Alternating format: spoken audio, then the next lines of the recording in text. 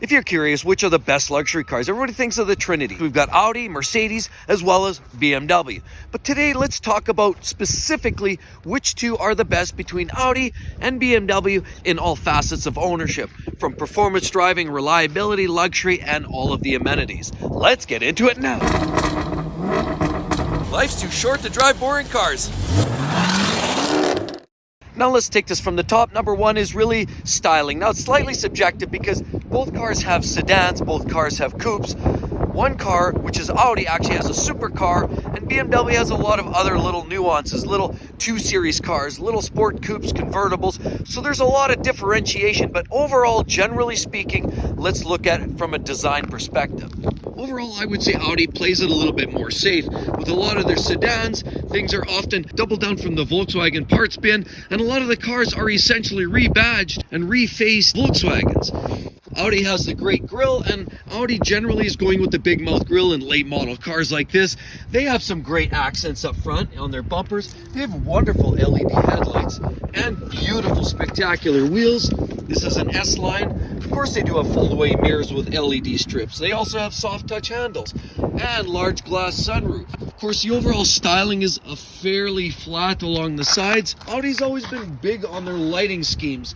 They have this beautiful bar on the back of this wonderful looking A6, but they do go with this cheesy exhaust tips that are fake.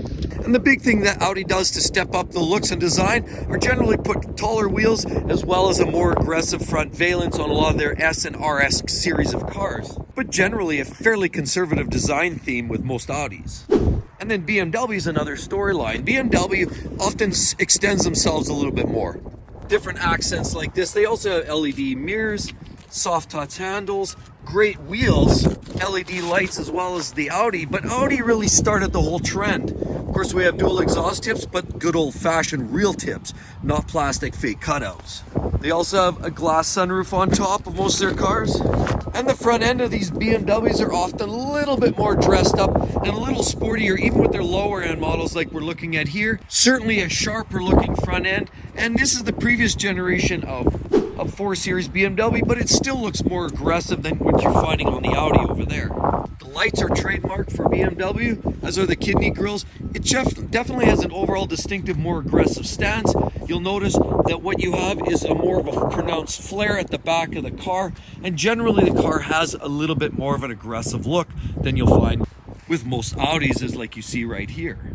But generally, again, as I say, most Audis are a little bit more conservative.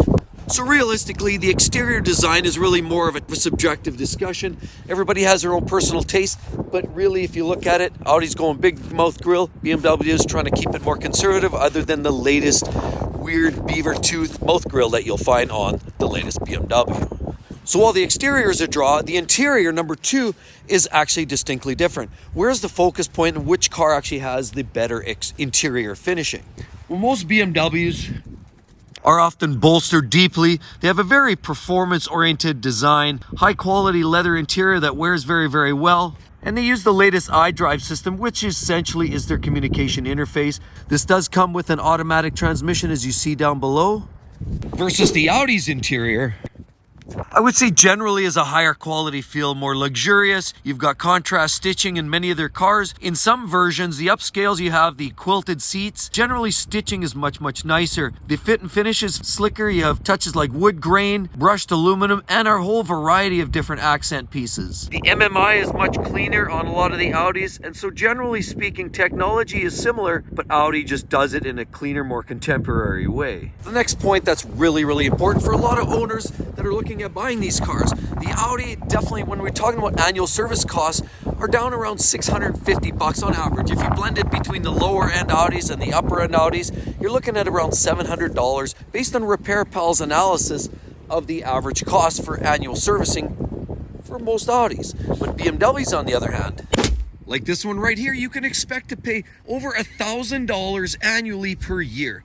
Now that goes up, of course, if you're driving some of the M cars, if you're certainly driving some of the more premium versions, 6 and 7 series cars, 8 series cars, as they start putting some age and miles on them, they're going to cost even more. We're just averaging this out. BMW struggles with a lot of coolant leak issues. They have Achilles related to water pumps, thermostats, cooling system lines, and coolant leaks in general. Water pumps, thermostats, oil filter housing, gaskets leak on almost all of these after a few short years. They leak oil, coolant, or both because the cooler runs through them. That is not uncommon. You can get oil pan leaks as well as intake manifold problems, vacuum leaks, because every BMW now is currently turbocharged, whether it's a turbo 4 or a turbo inline 6 or even a twin turbo V8 and a 4.4 liter displacement size. They're all going to suffer different variations of coolant and oil leaks throughout. And how about Audi? Well, like this, Audis often suffer some other issues related to coolant leaks. That has been a problem, but they're more on the electronic side. There certainly seems to be more electronic glitches with a lot of Audis. I know somebody that has an issue with the passenger seat airbag sensor in the passenger seat. That doesn't necessarily deactivate, or beeps and chimes, regardless of whether somebody's sitting on it or not. There's definitely electronic glitches, MMI related, and so Audi suffers more on the electronic side. They've also had problems with the water pumps and cooling system, but that seems to be more of a consistent BMW issue. So again, according to Repair Pal, you can expect slightly higher operating costs, maintenance costs, and slightly reduced reliability when you're buying most BMWs. So the next factor that a lot of people care about when shopping between an Audi or a BMW has to do with depreciation. Yes, in a 3, 4, 5, 6 year time frame, how much value does that car maintain? In other words, how much do you keep and how much do you lose? If you were to flip the car after 5 years of owning it, how much would you lose? Would you lose your shirt or just your shoes? Well, let's just say on average, of course this varies because Audi, they have some low-end models which generally don't do quite as well on depreciation, but then when you step into the S and RS models, they do better, they hold value better as well. You're talking about the TTRS, RS3, RS5, RS4s, those are doing very well. The R8 does quite well for itself as well too. So those are the cars that keep the price up. Again, it's more the base models, the A3s, A4s, that hurt the value. But overall, you can expect after 5 years for this to hold over 60% of its original value. What about BMW? Well, BMW has its own entourage, and of course, cars that you typically expect to hold a little better value as well are a lot of the M cars, specifically M3 and M4s. Not as much as in the M6 or the X5M models or X6M models, where they're typically more complex and even higher maintenance costs. It's the lower level M cars, M2, M3, M4, that are holding better value. The lower level cars, like the 4-cylinder turbo engines you're finding in more of the base sedans, like the 330s and 430s, are going to hold less value as well.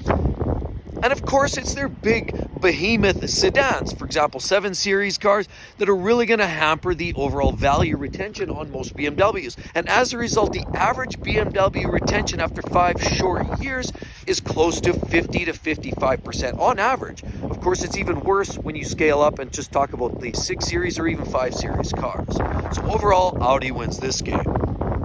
And of course, another attribute that we care very, very much when we compare BMW and Audi is actually performance. Well, let's start with the handling. BMWs are dialed in such a way that they tend to be more prevalent on an oversteer condition. In other words, get throttle on mid-steer, mid-corner, and you'll find the rear end typically sticks out a little bit quicker, and the car tends to be more lively and more fun to drive. It tends to understeer far less. In other words, when you crank the steering wheel, it turns in very quickly and it tends not to push to the outside of the turn.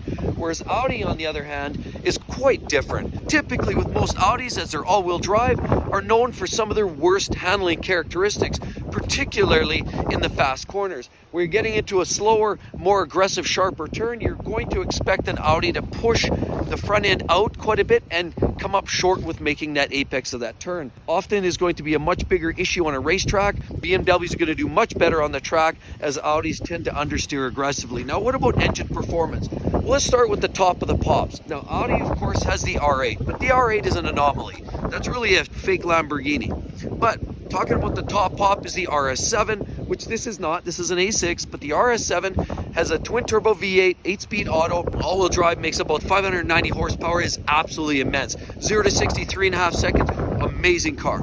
But in the BMW lineup, they have the M5 Competition, now currently puts down about 620 horsepower, is also all-wheel drive, also has an 8-speed auto, but cracks 0 to 60 in about 3 seconds flat, and it actually handles better overall. So BMW, doesn't matter where you're talking to the top pop or the lower level 4-cylinder engines that you find in most BMWs, they generally have a little more power than most Audis of the similar class.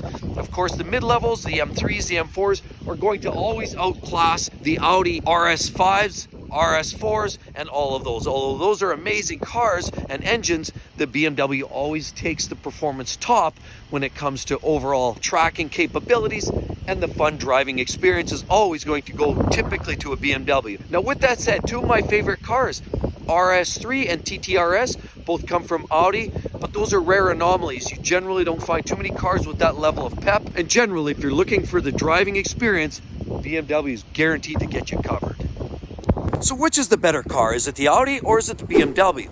Well, that very much depends on your priorities. If you value more value retention, if you value the daily driving capability through salt and snow and bad driving conditions, value retention, cost of servicing and maintenance, then Audi's got you covered. If you overall value the looks, the styling, and the performance, essentially the superficial attributes like a lot of us care about very much, then BMW is certainly your priority. So we all care about different things and when we buy a vehicle, and that's just the way it all balls up.